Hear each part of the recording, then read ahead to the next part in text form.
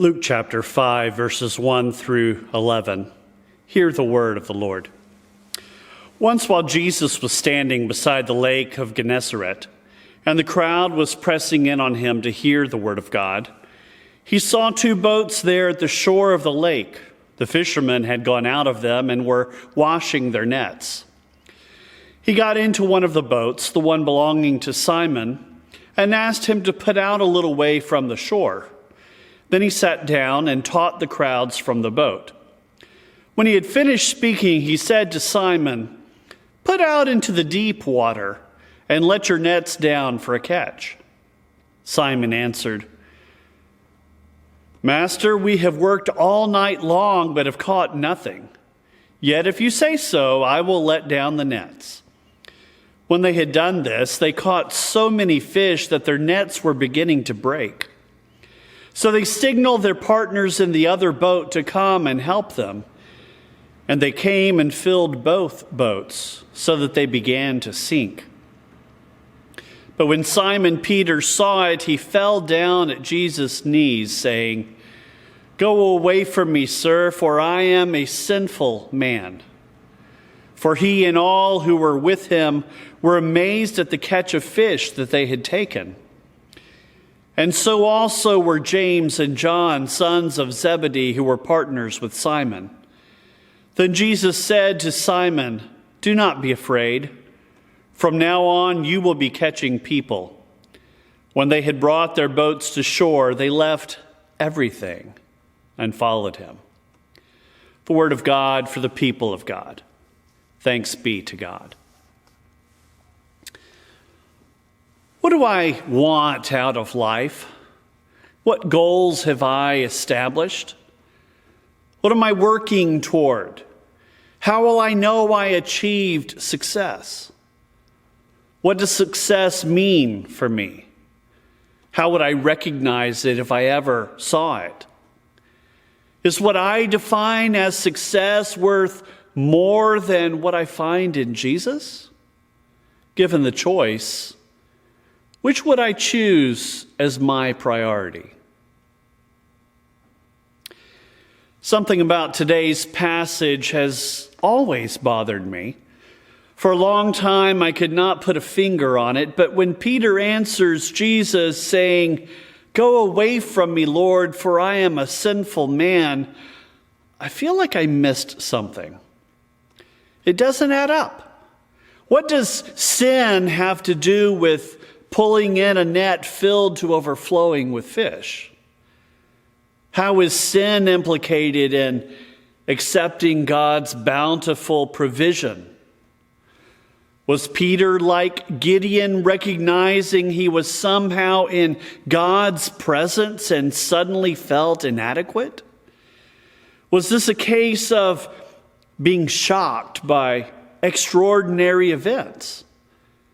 Somehow those questions don't get to the heart of what is going on here, especially as we look toward what happens next. If this is about sin, Peter's words would indicate nothing more about sin or forgiveness is said. If this is about feeling unworthy, that is ignored by all. If this is Peter recognizing God's presence, he doesn't refer to Jesus as God, prophet, or Messiah. Neither does he speak about making some sacrifice the way Gideon might have done. If this is Peter wanting Jesus to really go away and leave him alone, why does Peter suddenly decide to follow Jesus along with his fellows? This account is from the beginning of Jesus' ministry. It's perhaps Peter's first encounter with Jesus. Luke's account is a little different from that of Mark and Matthew's descriptions of Jesus calling the first disciples.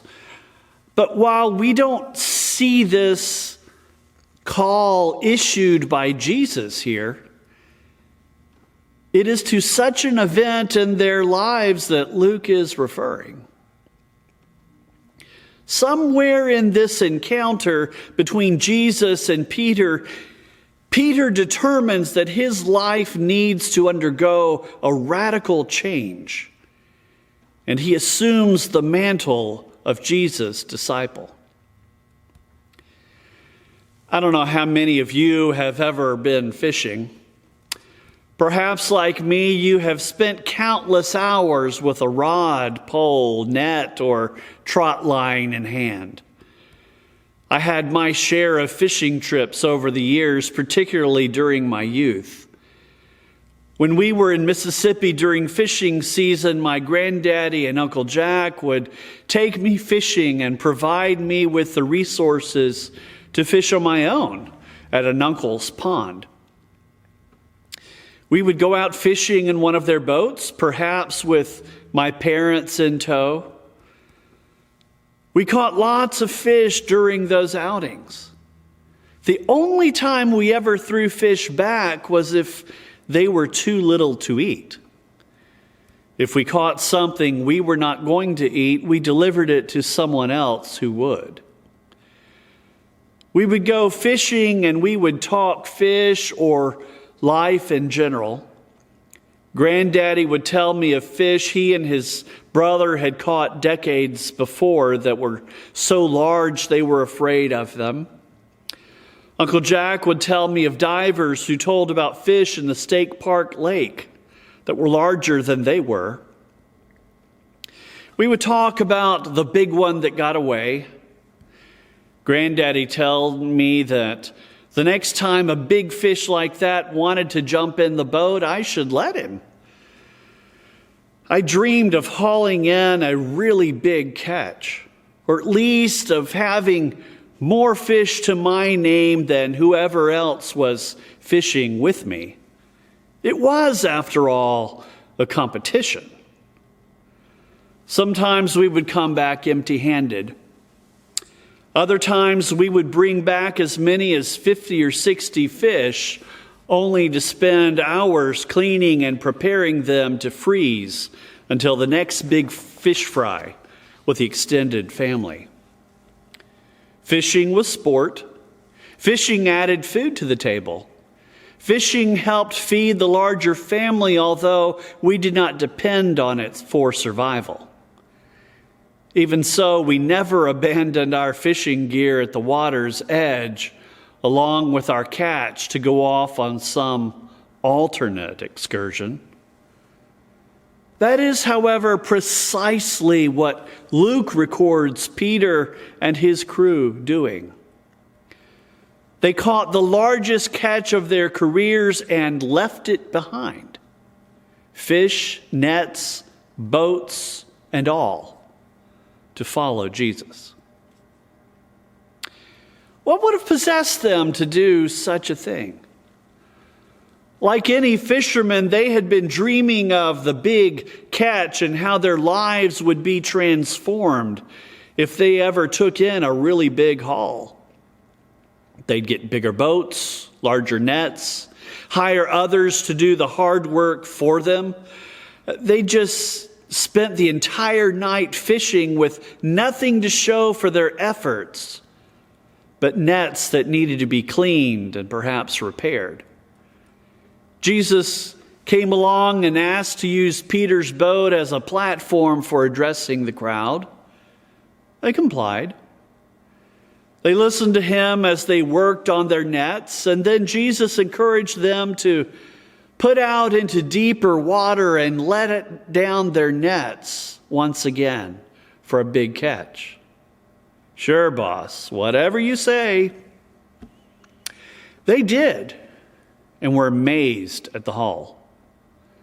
They finally got the biggest catch of their lives, and they abandoned it all on the shore to follow someone they had just met. Who would do such a thing? Why? Luke does not tell us what Jesus was preaching or teaching about that day. God's love. We should forgive one another. We should trust God's provision. People are more important than rites, rituals, profits, or belongings? All are invited to participate in the messianic reign of God.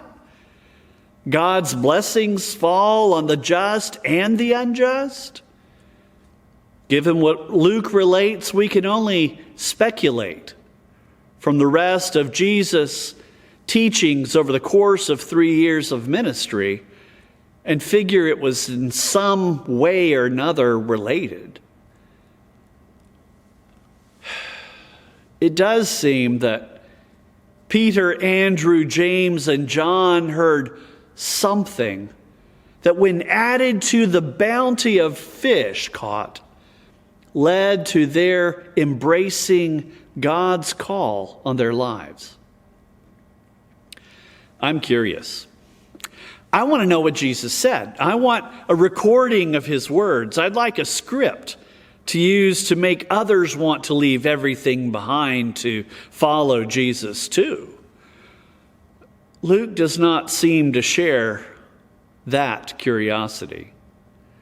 Or maybe it's that Luke is trying to get out a different message that goes far beyond my desire for knowing the specific words that Jesus said that day. Instead of focusing on the content of Jesus' message, Luke has us focus on Peter's encounter with Jesus. It would seem that what really mattered here was Jesus' presence, far above the content of his words. Peter and the others somehow felt seen, heard, and valued.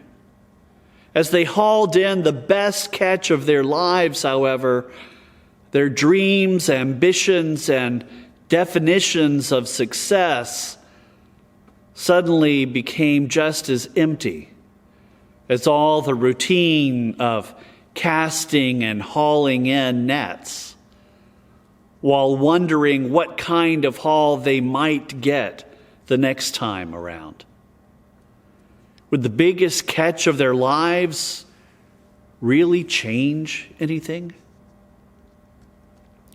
I remember dreaming of catching a really big largemouth bass. I considered mounting it on a wall as a trophy, though the question of whether you could both mount a fish and eat one was something I could not answer. Eating it was more important, but having proof of its actual size ran a very close second in my mind. Leaving it on the shore, along with boat and tackle, was never a consideration. It never entered the scene of possibilities in my wildest dreams. Whatever it was, there was something in Peter's encounter with Jesus that changed all of his life priorities. It wasn't just that he gave up his dreams to pursue different ones. He abandoned more than dreams of success and prosperity. He abandoned his livelihood and all evidence of bringing in the big catch, the best of all. Following Jesus became so much more important than anything had ever been before. Is that the way we interact with Jesus' call on our lives? Are we prepared to leave everything on the beach to pursue what really matters? What we say really matters? How do we define the biggest catch in our lives?